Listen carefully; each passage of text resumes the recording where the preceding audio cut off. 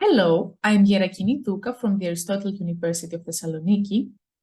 And I'm Konstantina Lumtsevits, also from the Aristotle University of Thessaloniki. We would like to welcome you to our unit about language teaching in migrants and refugees. In this video, we will focus on the second part of this unit dedicated to grammar teaching in migrants and refugees. More specifically, we will talk about studies that have looked into effective ways of teaching grammar to students with a migrant and refugee background. As you can see in the overview, we will focus on three studies, the first one looking into implicit and explicit grammar teaching, the second one into grammar teaching through songs, and the third one into grammar teaching through running dictation.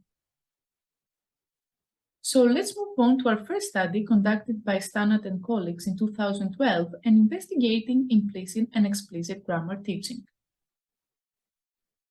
The group of participants in this study consisted of primary school learners around the age of 10 living in Germany. Overall, 29 different family languages were represented in the sample, the most frequent ones being Turkish, Russian, Arabic, English, and Polish.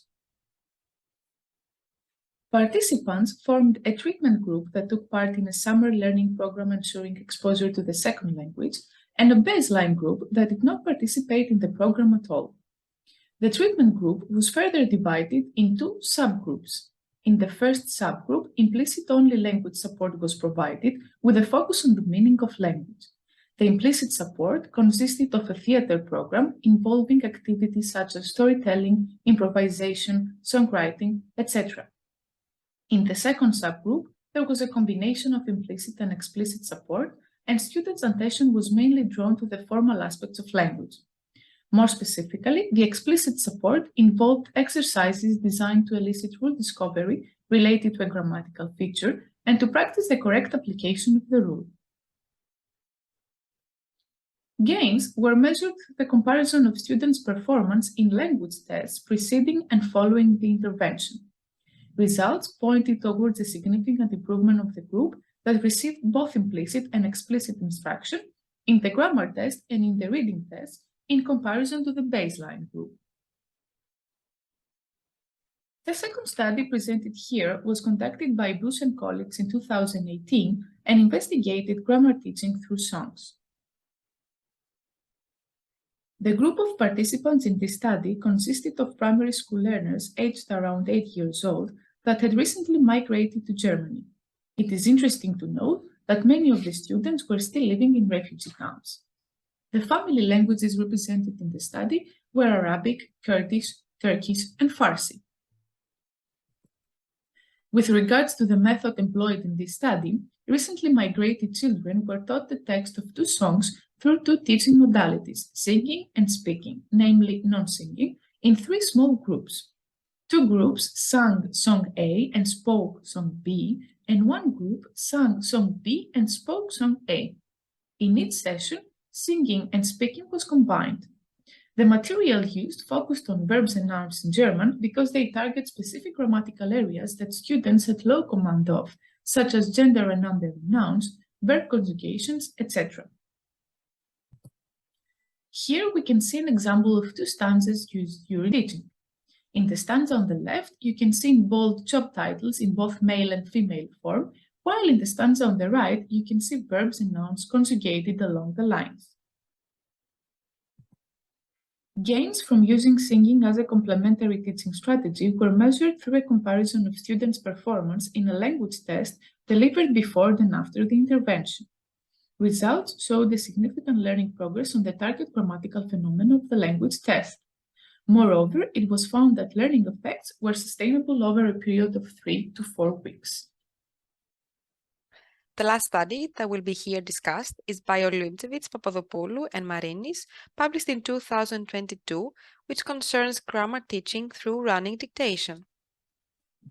One of the aims of the given study was to explore to what extent running dictation is an effective technique for teaching L2 Greek tense and gender agreement to primary school students with a refugee background.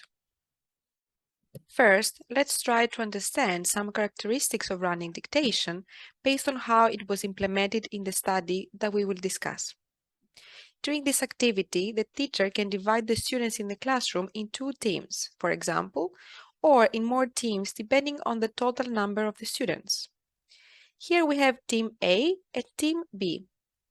The teacher needs to hang on the wall the complete version of a text, the same text for all teams, in as many papers as the number of the teams that have been formed.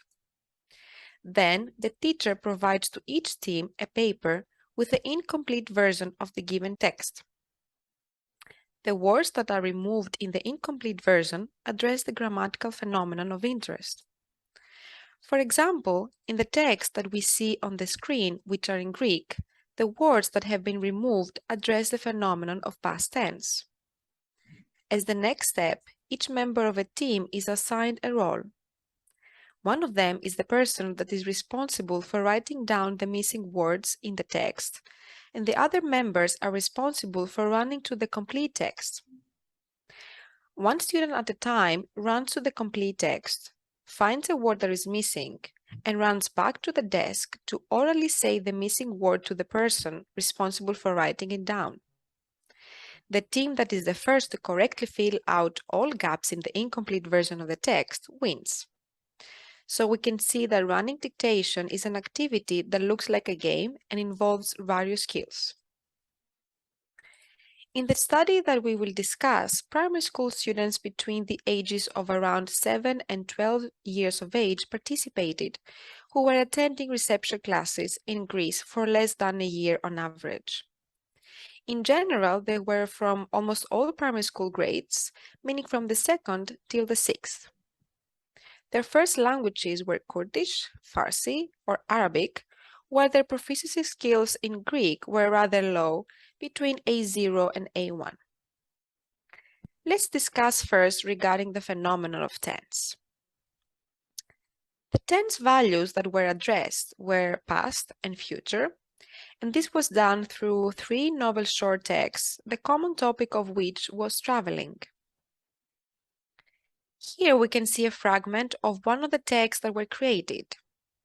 In the upper part of the screen, we can see a fragment of the complete version of a text, while in the bottom part of the screen, we can see the corresponding fragment of the incomplete version.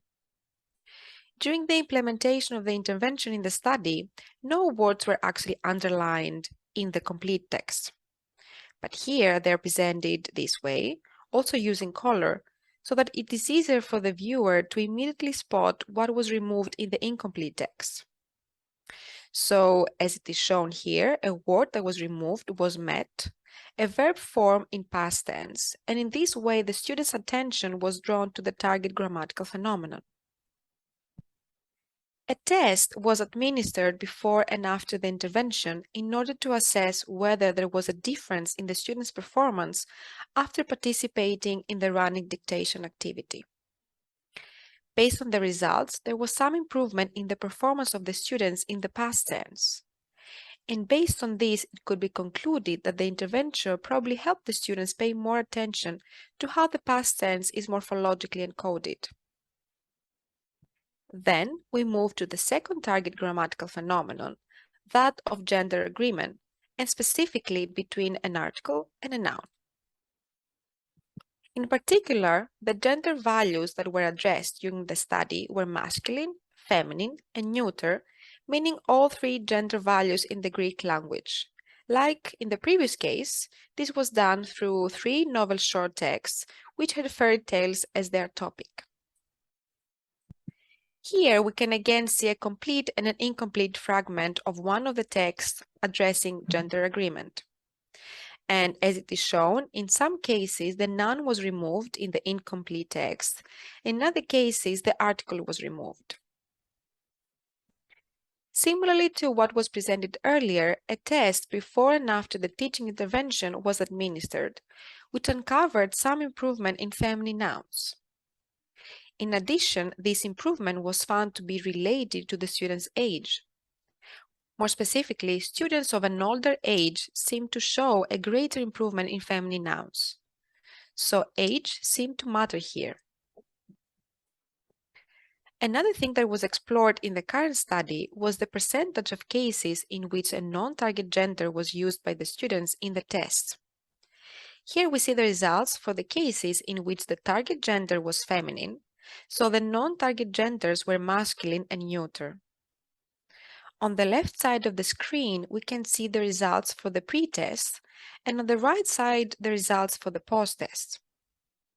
Regarding the pre-test, when focusing on the use of the two non-target genders, the one in orange and light blue, we see that the use of neuter was notably more extensive. The percentage for neuter was 43%, while that for masculine was only 15%.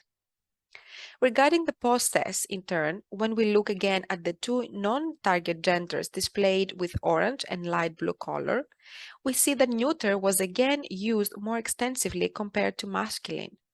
But the difference between those two genders was not so large. Here the percentages were 36% and 20%, and we can contrast them to the percentages of 43% and 15% that we discussed for the pre-test.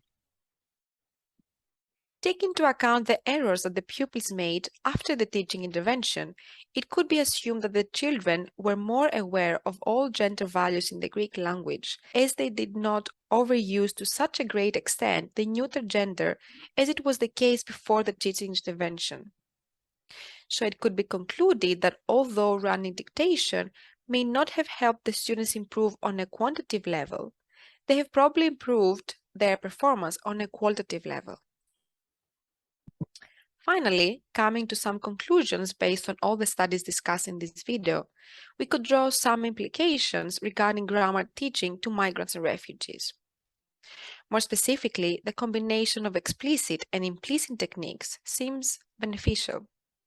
Songs might be a useful tool, while running dictation seems to also be an advantageous technique boosting grammatical awareness. So this was the video about grammar teaching to migrants and refugees. Want to learn more? Visit our website